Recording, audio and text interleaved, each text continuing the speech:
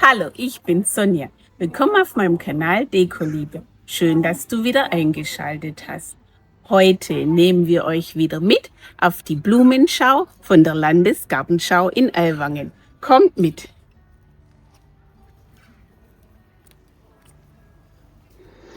Wenn der Sommer sich verkündet, ist das Thema der neuen Blumenschau. Die Blumenschau folgt den Spuren von William Shakespeares Sommernachtstraum. In einer warmen Sommernacht verirren sich Liebende in einem verwunschenen Wald.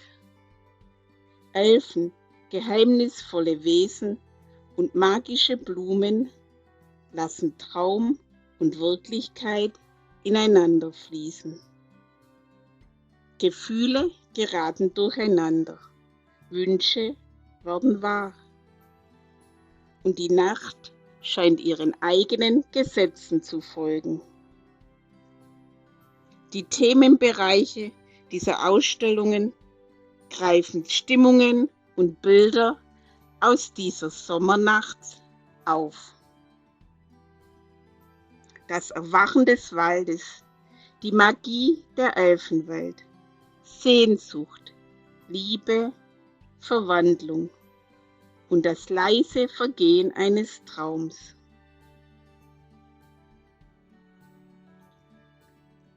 Wir folgen dem Weg durch einen Garten zwischen Traum und Wirklichkeit. Vielleicht liegt auch für uns ein wenig Zauber in der Luft. Also ich bin verzaubert. Ich weiß nicht, schreibt mir es gerne in die Kommentare, wie ihr das seht.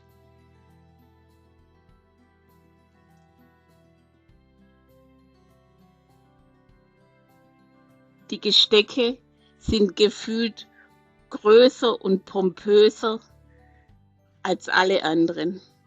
Das hier zum Beispiel. Die Farben, die Rosen, die Etagere mit den vielen Blumen. Ich war wieder total hin und weg.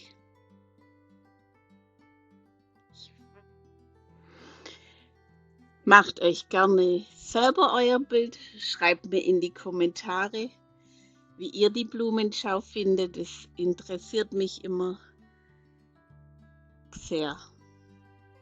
Dann bin ich wieder ein bisschen leiser und lasse die Werke für sich sprechen. Ein Sommernachtstraum.